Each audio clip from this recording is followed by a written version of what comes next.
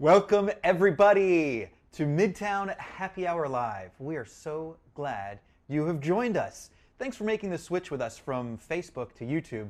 It really should illustrate the difference between an sort of a nascent startup kind of video distribution service that doesn't have their audio and videos in sync versus like a mature video delivery platform such as YouTube that kind of has it nailed.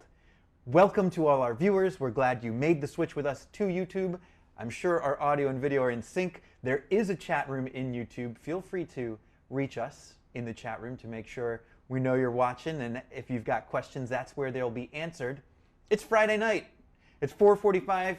It's time to cut out of work a little bit early, grab your favorite adult beverage, and talk about some badass video gear.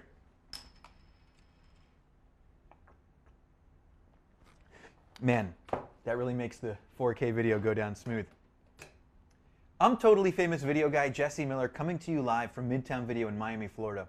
Tonight's episode of Midtown Happy Hour Live focuses on the anatomy of a virtual event. Thanks to the COVID and its widespread, a lot of us have been stuck at home. A lot of our events have been canceled. And the ones that haven't been canceled have been driven online. Sales conferences are now virtual conferences. Concerts are now virtual concerts. And you, our viewing professionals, are responsible now to take your clients' events and get them on the internet. So we figured we'd share some of our favorite and least favorite aspects of virtual events and break it down using a particular example. A biotechnology firm here in Miami, Florida, has an annual sales conference that takes place in February every year. This year, of course, it was virtual. And so we were challenged not just with having the viewers watch on the internet, but the panelists were now in remote locations and had to attend via, virtual conference. Half of the panelists were remote, half of the panelists were in person. We still had to make those guys look good. And then we had to make an engaging delivery so that the viewers at home didn't tune out. Now most of that was handled, of course, by our end client creating engagement, bingo, and other little tools. But certainly there's a lot for our colleagues like you viewing from your office or from home right now to think about as you plan your next virtual event or your client's next virtual event. Before we get too deep into it, I would love to celebrate our completion of this past virtual event with a little behind-the-scenes video shot by none other than Wellington Pictures' Scott Wellington. So Alex, if you can roll the behind-the-scenes clip of our most recent virtual event, please.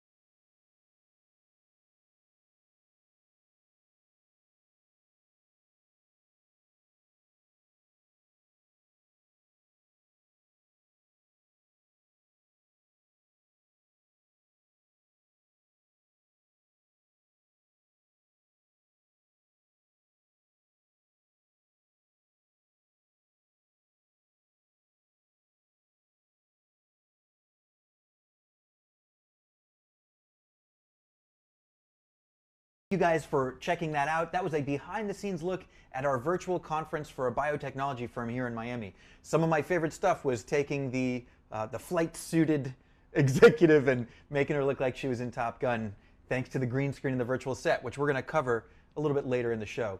I'm hoping none of the robots detected that we used some unlicensed audio back there. Hopefully YouTube is going to keep us still broadcasting. So, thank you for joining us. We're talking about the anatomy of a virtual conference, and step one is if your people are not presenting from in the studio, they are remote participants. How can you incorporate your remote participants and make sure that they're still looking good? The answer is pre-production. So for this particular conference, we created what are called drop kits. We assembled a 5 or 6 low-cost packages including lights, cameras, and microphones. And we did testing ahead of time. After shipping these packages to the remote participants, we engaged in, if they were going to attend via Zoom, we met them in Zoom. If they were going to attend via Skype, we met them in a Skype. We did rehearsals where they received the equipment we selected for them, turned on the light, connected their USB camera and their USB microphone to make sure that they looked and sounded their best. Sure, they could just attend using their own laptops. Sure, they could attend using, fluorescent lighting in their homes, but you will send a better message to your audience when you take those extra few moments to prepare. So specifically for this conference, the lights that we sent out in our drop kit are the Westcotts. They're an 18-inch ring light. They come with batteries, and you can dim the light, and it's bicolor, between tungsten and daylight. So a really flexible light, it's like $200. Let's see, what was that model number? Well, you'll take my word for it. It's a Westcott 4450. The Westcott 4450. That's the ring light that we use in our drop kit. It's basically disposable. Very nice because it's battery operated. So if they're in a position where they can't have it plugged into the wall, as long as you remind them the night before to charge up their batteries, they've got a light. The cameras that we used in these drop kits were the Unite 50 from Clear One. Something beautiful about the Unite 50 is it starts out in 4K.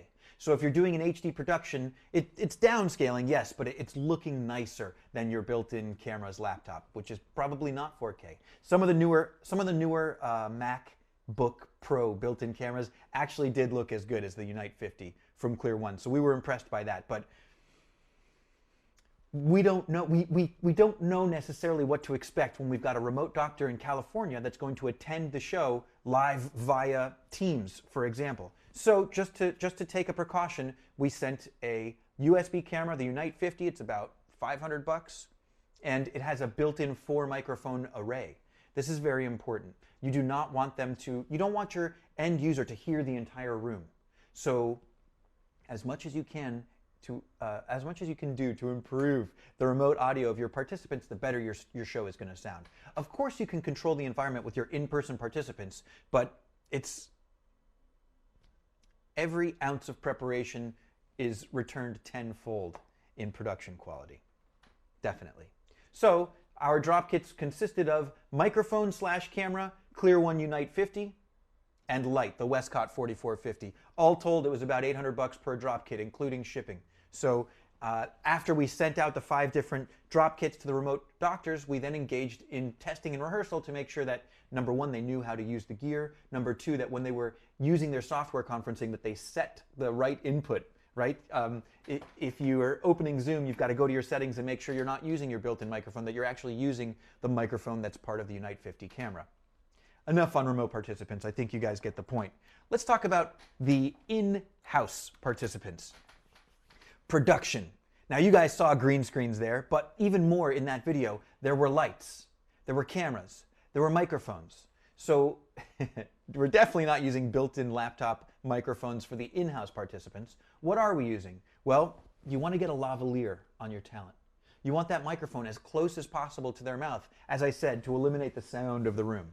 Now my production professionals, you guys are already used to this. You're probably using a wireless microphone from your talent right into the receiver, the XLR input on your camera.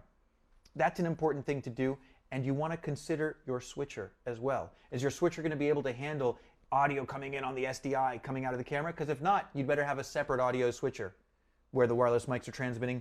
Better have an audio mixer, a person actually operating the board, making sure your people sound the best. Lights. At this particular virtual conference, we had 2 separate studios, Studio A and Studio B. And they were really lit up like a production. I mean, I'm talking like 60 minutes interview or even more, like a commercial production. Particularly because we had to light the green screen backdrop in order to put some virtual sets in the back. We really had to pay special attention to lighting the talent so that they looked great, lighting the green screen evenly so that you could key it out and replace it with a convincing or impressive backdrop. Cameras. This I can't stress enough. you probably have a badass camera already. The trick is just getting that camera to talk to a virtual conference. In our case, we had 2 Sony PMW 200s per room, or maybe one was a 200 and one was a 300. Yes, the Sony mirrorless, the Sony Alpha 7 looks beautiful. You know, there are plenty of Canon 5Ds and Canon 7Ds out there that can create a shallow depth of field effect. Don't use photography cameras for virtual conferences. Why? If it's a DSLR and you've got the lens flap open, the camera's going to overheat. If it's a mirrorless camera, it might require an HDMI micro to HDMI cable. And HDMI, what are we even talking about? Use BNC locking connectors with your SDI cameras. Trust me, if you must have large sensor look with shallow depth of field, get yourself an FS7, get yourself a C300. There is no excuse, there's no reason right now to be using photography equipment in video shows. I mean, you are going to be shooting for 45 minutes. You better have a camera that's got a power supply, not just a battery that's going to last maybe 44 minutes. You've got to have some way to continuously power this thing. It's got to be ergonomically correct. If you've got camera operators that are going to be moving the camera, you want rear zoom and focus on a dual arm tripod like this. If you're here, I don't have to tell you how not fun that is. Now, this is not a budget thing. I mean, there are cameras out there for $1,900 that have XLR inputs, that have SDI outputs, that have all the necessary elements to make a professional connection to a multi-camera switcher without having to compromise, without having to compromise. So, the local participants are going to benefit from lights. Light it right. Hire a lighting director. Hire a director of photography. Make sure somebody can make your talent look very good. Cameras. Don't use mirrorless cameras. It's just too hard to get them to behave like proper video cameras. Microphones. The closer to the mouth, the better. You might even want a second channel of a boom, a shotgun microphone that can be sort of just out of shot, but aimed correctly at your talent. You also saw in that behind-the-scenes video a teleprompter. Now, not everybody is comfortable reading from a teleprompter, but some people are. And if you are going to use a teleprompter, here's another situation where you don't want to go small. Don't get an iPad teleprompter. Oh yes, it will hypothetically function, right? But iPads are not video monitors. They don't come with a USB scroll controller that you can dial up and dial down the speed easily, that you can edit the word text on a laptop easily so that your script can change if all of a sudden, 30 seconds before the show you want to add a sentence of text. Nobody really wants to grab the iPad off of the teleprompter and type into it here. There's a nice shot of a teleprompter. That's beautiful. So the real value of a teleprompter is that one-way glass goes right in front of the camera so that the talent, as they're reading the teleprompter, it feels to the audience as though they're looking right in the lens of the camera. My teleprompter operator is crazy. He's going a mile a minute. It's impossible to keep up with him, but it helps me look right into the lens of the camera. So I'm just kidding, I don't have a teleprompter. The last element that's really important to consider in the anatomy of a virtual conference with regard to the local participants is PowerPoint capture, right? So Alex, can you cut to my PowerPoint? Here I am, I'm in a live show, I've got a PowerPoint going on, and it's so important to be able to look at my slides. We're on slide number 2, local participants. We're at the final point, the PowerPoint capture. I think that's enough of that boring slide. Oh, look at that. Okay. The important thing here to remember is that your participants are probably presenting numbers, figures, lessons, whatever it is. They've got a PowerPoint. So you want to be thinking, who's controlling that PowerPoint? Is it the speaker themselves? Do they have a remote PowerPoint clicker? And almost as important, or perhaps even more important, how are you going to get their PowerPoint slides into your presentation? Are you using a switcher? If you're using a switcher, does it have an HDMI input from their laptop? Or maybe you're using a TriCaster with NDI. That's really cool. We'll get to that a little bit later. The point being, you want to make sure that you rehearse this. You want to make sure that they're not using text that's too small. You want to make sure that if they have videos, they give the videos to the switcher operator and not try to run them inside their PowerPoint. You want to make sure that you're using the same PowerPoint computer and people are bringing you their files on thumb drives rather than having to deal with somebody showing up with their funky laptop that doesn't have the connection type that you're looking to use. All of these are items that should be fixed in pre-production. Don't wait until the day of your show to say, yeah, do you have a PowerPoint presentation? Definitely not. Definitely get ahead of that by a matter of days, if possible. I want to take a moment to pause. People want to know what teleprompter that was. Well, I'll tell you what teleprompter that was. That was a Listech 17-inch teleprompter. There are 3 or 4 main players in the teleprompter game right now. Listech and AutoCue are among the sort of higher-end teleprompters. They're going to have a whole sled, you know, with a weight on the back, and it's made for broadcast cameras. You got to put it on a nice beefy tripod. It adds probably 30 pounds to your setup. Now, AutoCue and Listech, those are the heavy-duty guys. Prompter people, this is a great brand. They make the Flex and the Pro line of tripods, which are actually very lightweight, and the Pro line can still handle a broadcast camera. The Flex line is more for your like handheld camcorders. Also Mirror Image is a brand that Midtown Video supports and we like to help our clients with.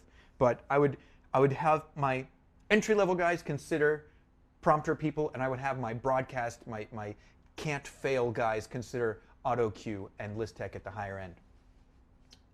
The important elements of your teleprompter are that you're operating it from a computer, not from an iPad, that you've got a nice USB like shuttle for speed control so that the teleprompter operator can get into a rhythm with the speaker and make sure that the text is flowing at the right speed. And then you want a good like 40-60 or 70-30 one-way mirror beam splitter glass so that your talent can look directly into the lens as they're reading.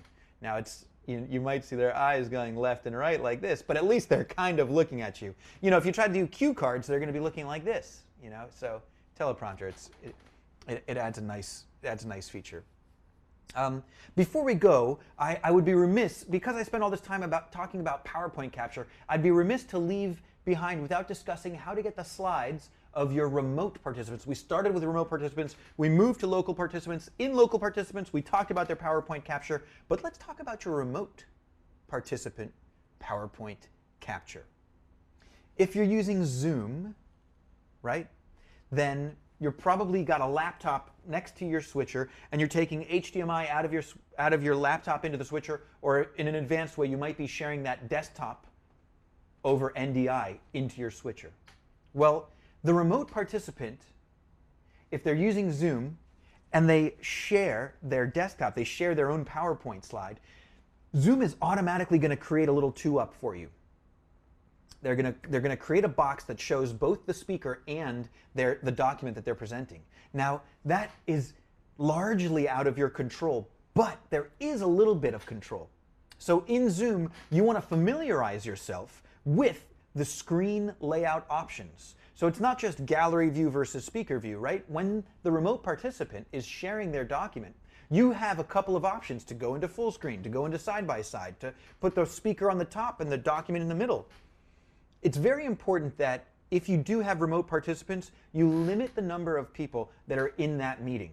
A virtual event is typically distributed through WebEx, RingCentral, Zoom, something like this, where several remote participants are all watching the same conference. Well, if you've got a remote presenter, I highly recommend having that remote presenter in a separate meeting with a separate receiving laptop in your control room, such that you and the remote participant are the only people in that meeting. It truly reduces the complexity of how you can make them look their best. You have a lot more flexibility of making this remote participant look their best than if they were just another member in that 36-person or 500-person webinar. So consider that. In a virtual event, you probably have more than one virtual meeting going on. The virtual meeting where the viewers are the attendees, but also a separate virtual meeting where there are participants. Yes, you might have a webinar where you've got panelists and participants, but even that is very limiting in the way that you can present the remote participants. So take it from me. If you plan to have a remote conference, please consider a separate meeting, not just for the remote participants, but a separate meeting per remote participant, if you can pull that off. Now, if there are 2 remote participants that need to be in communication with one another, it may help to have the 2 of them in that separate meeting of participants. But definitely keep that segregated from the virtual meeting where the several audience members will be watching. I want to take a quick moment to thank Mr. Adrian Allen for joining us in our chat room today. It's fantastic to hear from you, sir. Adrian's been down in Jamaica for the last couple of weeks putting together Air Jamaica Jazz and Blues Festival. That must be grueling work. We're glad to have you back in Florida for about a week until Tuesday, when you got to go back and finish the gig. Everybody, I hope you tune in to the Air Jamaica Jazz and Blues Festival, which is happening next weekend, March 4th, 5th, and 6th. Going to be spectacular, and the producer of the show is in our chat room. Thanks for joining us, Adrian. This one's for you.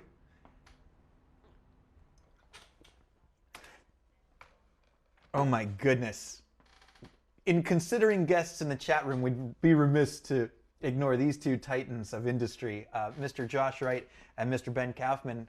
Tough luck, Kaufman. Really happy to have you guys in the chat room. Thank you guys for watching. Holy smokes, Matt Wilkin of Michigan Ultimate fame. I can't believe it. Thank you guys for joining us. It's really cool to hear from you. We talked about remote participants. We talked about the local participants. Let's focus for a minute on the remote viewers, all right? I mentioned that we want to have these two separate meetings. One meeting where the remote participants are in the window and you're able to manipulate how they appear to the remote viewers. Well, what about those remote viewers? How are these remote viewers supposed to watch? It's probably not a one-way stream. You probably have them in a Ring Central webinar, a Zoom webinar, something like that. How are you going to get your professional video switcher to interface with your laptop that's running this webinar? We covered that last week, but it's worth reminding. For $345, the Aja UTAP, Jesse Miller's preferred method of getting SDI into USB 3.0. They're $345, and they do the job. This one is 3G SDI, which means you can get 1080p 60. If you need 4K, grab the Epiphan Avio 4K grabber. All of these are going to be available on our website soon, so that when we start talking about stuff on the show, we can say, go to this webpage, and the webpage is stuff you can buy from our show. Look for that maybe next week at our next week happy hour. A couple of other ideas that are specific to the improving the audience experience for the remote viewer. You want to have multiple moderators. What do I mean by that? Well, we've got the one meeting where the remote participants are coming in, you're controlling how they look. We've got this second meeting going on where you're hundreds and thousands or millions and billions of internet viewers are all in your audience participation Zoom meeting. You can't just have one moderator. It's just too much work. You got to have a second person watching the show, because typically you're going to mute everybody, but there's going to be a Q&A period. Or maybe you're giving out an award and the award winner is in the audience. You need somebody specifically tasked with keeping everyone muted and unmuting each participant as they ought to be speaking. We've tried it where everybody's muted and we've tried it where everyone is unmuted and you're relying on the audience to sort of maintain etiquette, but that will get you nowhere. That will get you nowhere fast. You'll get funny noises, dogs barking, phones ringing, all kinds of weird stuff. So we recommend keeping all the participants muted by the moderator, having a second moderator whose sole responsibility is to identify and unmute the audience participants that ought to be speaking. And then this complicated thing. The talent is on set in front of a camera. The audience is all in this virtual meeting where they're watching it all happen. But if the audience says something that the talent needs to hear, you've got to consider an in-ear monitor.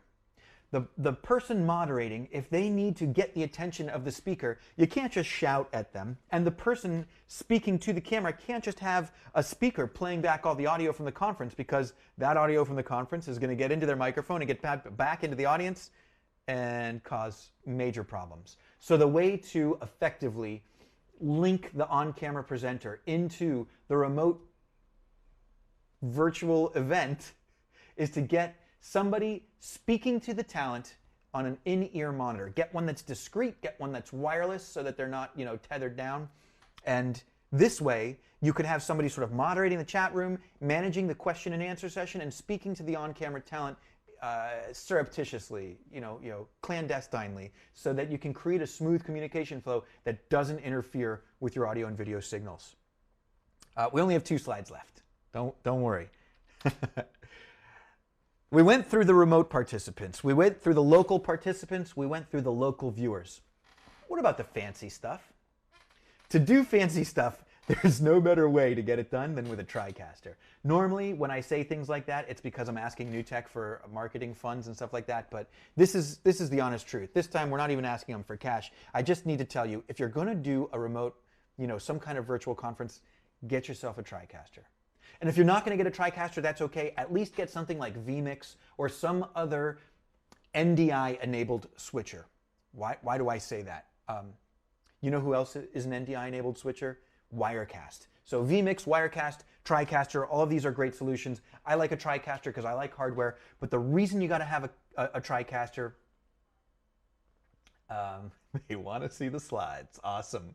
Let's see slide number 4. Yeah, fancy stuff on the TriCaster. It does camera switching. It does clip playback. It does recording and streaming too. Although, oh, Alex, are we recording? Hell yeah. All right.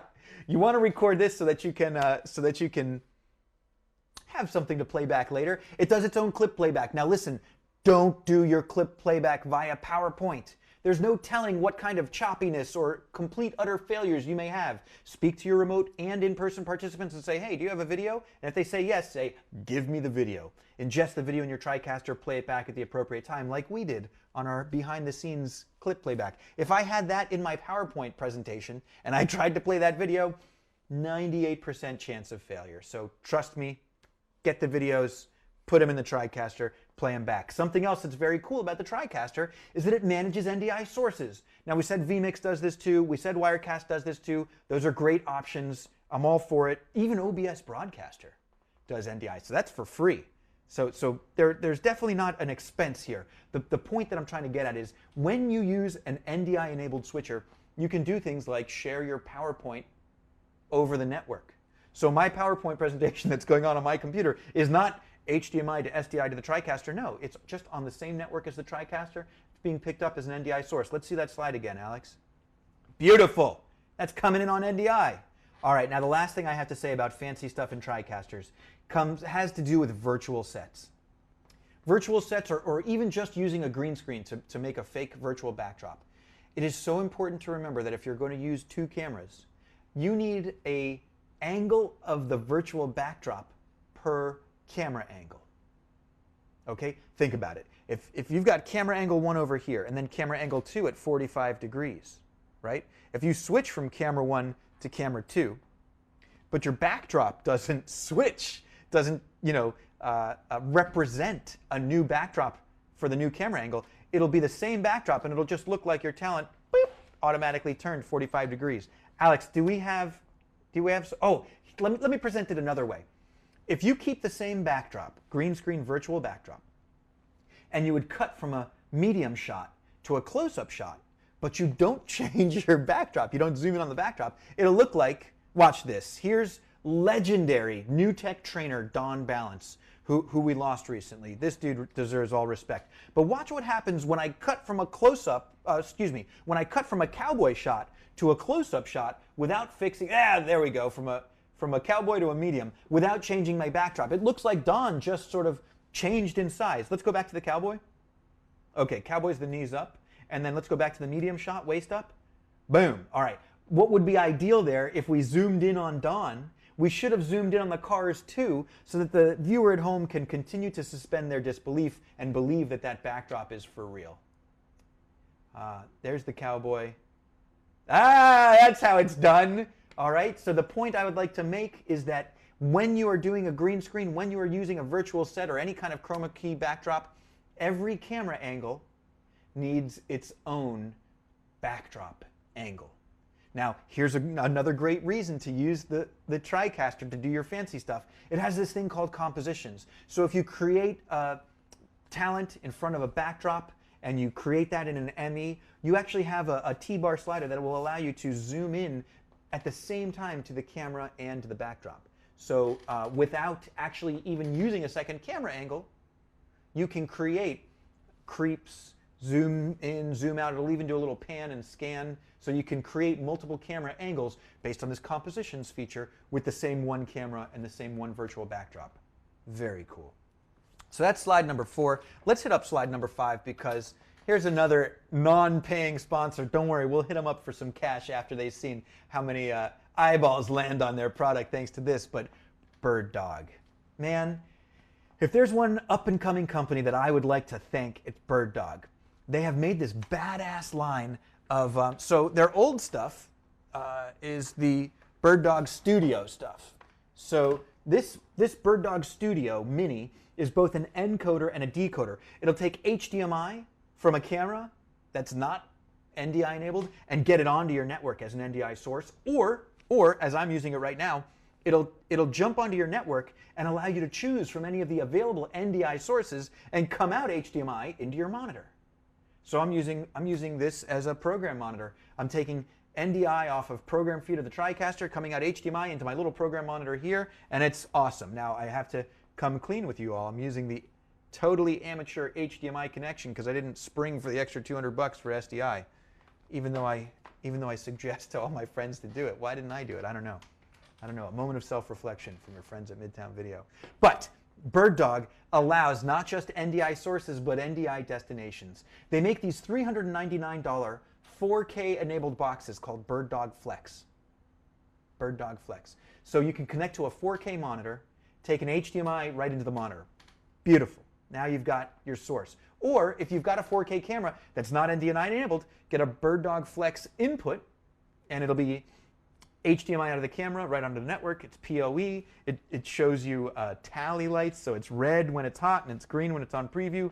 Bird Dog makes some badass NDI solutions. So fancy stuff, TriCaster, fancy stuff, Bird Dog. When you're doing a virtual event, NDI is going to be your best friend. Well, that's about it. I mean, this is a long one. Happy hour is usually only about a half an hour here. We went a little over today, but I appreciate you guys sticking through it with me. So virtual events, I think they're here to stay. Even when we start taking our masks off, even when we start getting our vaccines, the fact is it's cheaper not to travel. So all of these expensive, luxurious sales conferences may still have a hybrid component. So my friends who are producing events are probably going to continue to be asked to create a hybrid virtual and in-person live event. If you need advice, if you need equipment, if you need consultation on how to run your own virtual event, call up your friends at Midtown Video. We do this stuff all the time. We eat virtual events for breakfast, lunch, and dinner. And at happy hour, we like to drink our favorite adult beverages. I hope you guys are doing the same. Once again, this is totally famous video guy Jesse Miller saying thank you for watching. Our crew today, Alex Girola on the TriCaster, Mark Parsons, audio engineer, Lindsay Cogan's our stage manager, and from all of your friends here at Midtown Video, we'd like to say thank you for watching. Tune in next week for Midtown Happy Hour Live. It's live at 4:45 p.m. Until then, have a great, awesome weekend.